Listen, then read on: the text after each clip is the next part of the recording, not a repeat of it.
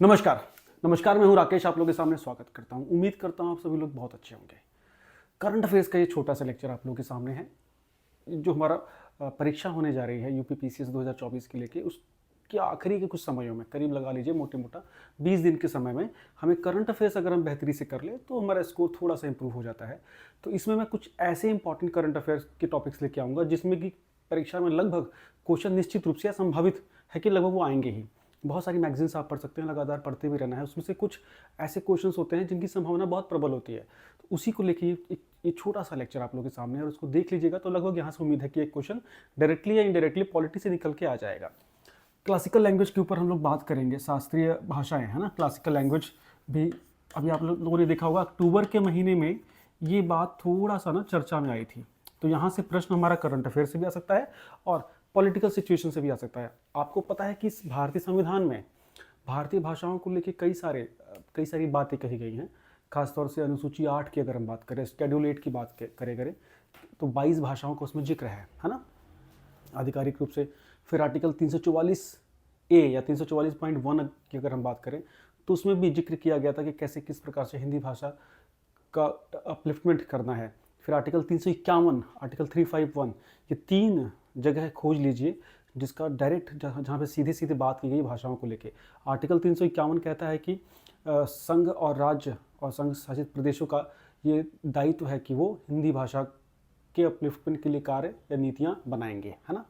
इस वक्त classical language को लेकर कई बार कंफ्यूजन हो जाती है। क्लासिकल लैंग्वेज का जिक्र ना संविधान में आपको देखने को नहीं मिलेगा, लेकिन 2004 में भारत सरकार ने उन भाषाओं के संरक्षण या उन भाषाओं के अपलिफ्टमेंट के लिए, बेहतरी के लिए, कि प्रोपगेशन के लिए, है ना, शिक्षा में उनका और योगदान बढ़ाया जाए, उन भाषाओं को चुनने की तैयारी शुरू की, जिसका कि अस्तित्व कम से कम भारत में 1500, 1000 या 2000 साल पूर्व जरूर रहा हो, और उस भाषा के अच्छे लिटरेचर्स रहे हों, उस भाषा का भारतीय प्राचीन इतिहास में बड़ा महत्व रहा हो, तो उसको लिया जाए और उसको क्लासिकल लैंग्वेज या शास्त्रीय भाषा का स्थान दिया जाए, सो दैट कि उसके लिए नई नीतियाँ बनाई जा सकें, उसके अपलिफ्टमेंट के लिए नए कोर्सेज के रूप में उसको पढ़ाया जा सके, उसके अच्छी कृतियों को पढ़ाया जा सके, है ना। तो ये शुरुआत हुई थी। और इसमें अगर आप देखे जाएँ ईयर वाइज, तो सबसे पहले तमिल भाषा 2004 में उसको क्लासिकल लैंग्वेज का दर्जा मिला था। 2005 में संस्कृत को, तेलुगु को 2008 में,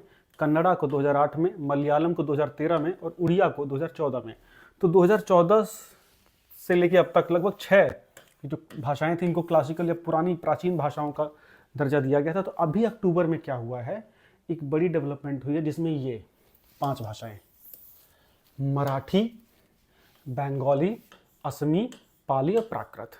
पाली प्राकृत आप देखेंगे कि मौर्य काल के समय, है ना, या मौर्योत्तर काल के समय भी, उससे पहले भी पाली प्राकृत बहुत बोलचाल और लिखने की भाषा में से एक थी। बौद्ध धर्म के साहित्य आपको इन दोनों भाषाओं में बड़ी आसानी से देखने को मिलेंगे, ठीक है। तो ये इंपॉर्टेंट हो गया। तो हमारे पास कुल कितनी क्लासिकल लैंग्वेज हो गई? कुल हो गई 11। ये पोर्शन हमारा करंट अफेयर से डेवलप हो गया।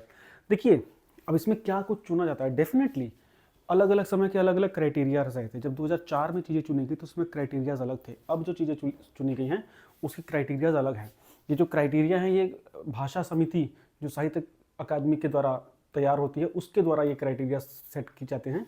इस बार का जो 2024 का क्राइटेरिया था इनको चुनने का, कि ये भी कम से कम 1500 वर्ष पुरानी भाषा हो, प्लस इनके जो बड़े ऊपर लिटरेचर हैं वो किसी अन्य भाषा से कॉपीड ना हो, मतलब ऑर्गेनिक कंटेंट रहा हो, है ना, और भारतीय इतिहास में इनका कहीं ना कहीं योगदान रहा हो, शैक्षिक रूप से भी, सामाजिक रूप से, बौद्धिक रूप से भी।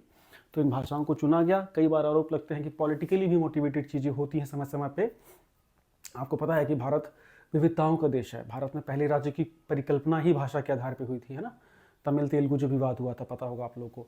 तो यहाँ से क्वेश्चन हमारे पास किस किस तरीके से घूम के आ सकते हैं हमें देखना होगा। करंट से ये क्वेश्चन आ गया, है ना।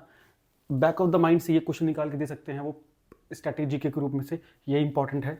इसका संविधान में भाषाओं का जिक्र कहाँ है, तो 8th शेड्यूल आपको आना चाहिए बच्चे, 8वीं अनुसूची, है ना। उसमें कितनी भाषाएं हमारी दे रखी हैं, 22 भाषाओं को इसमें स्थान मिला हुआ है ना। इसके साथ साथ आर्टिकल 351 हिंदी भाषा के अपलिफ्टमेंट की बात करता है, और आर्टिकल 341,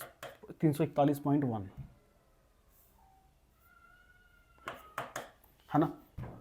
तो इसका भी आपको नॉलेज होना चाहिए। और डायरेक्टली लगभग इस सेक्शन से मुझे लग रहा है इस बार प्रश्न देखने को मिलेंगे। तो 24 के लिए इस प्रकार के मैं और लेक्चर्स लेके आता रहूँगा। चैनल में पहली बार है तो इसको सब्सक्राइब करें। काफ़ी दिनों के एक तरह से ले ऑफ के बाद मैं फिर से लेक्चर्स बनाने मैंने शुरू किए हैं और हमारा टारगेट अभी 2024 के प्रीलिम्स तक करंट को लेकर रहेगा। उसके बाद विषयवार तरीके से 2025 के लिए प्रिपरेशन करेंगे। Thank you so much. Bye bye.